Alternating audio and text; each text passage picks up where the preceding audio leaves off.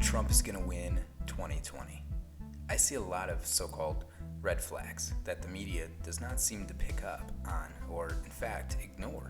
This disregard for reality is the reason why I think Trump won in 2016. If we look at how he's doing with minorities, he's actually doing better than he did in 2016. We all know that the Democrats have held on to the minority support for quite some time, but that seems to now be shifting. 13% of black voters now say they are planning to vote for Trump this election season, which is more than a 50% gain.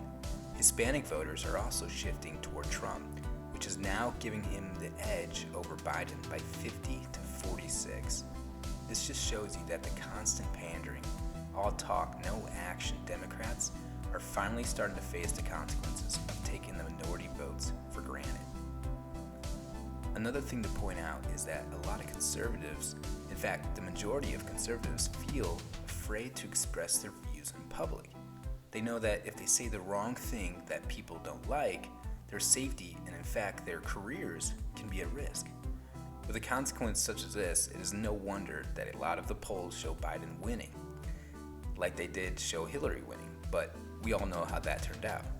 And especially with political climate as heated as ever, you would never know that some people are going to vote for Trump until the results come in on election day.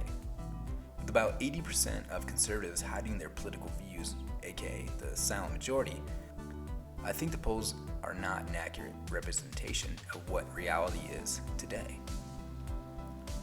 People do not trust the media. This is why so many people are now turning to YouTube and other sources to find their news, because the media has tainted their credibility so bad.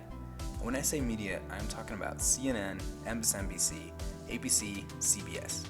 And what do these media cover for most of the day, every day? That's right, Trump. So what that tells me is more and more people have had enough of the media's lies and slanders. It is no surprise at all that Fox News is breaking records for TV ratings. People can only handle so much virtue signaling and feeling guilty about America that these other networks constantly regress to. Now, of all the things I shared in this video, this is definitely the most opinion-based, but probably will turn into fact. Trump will absolutely dominate Joe Biden in the debates. I think by now we all know how quick-witted and skilled Trump is at punching at his enemies and exploiting them. This is why he's the perfect person to drain the swamp.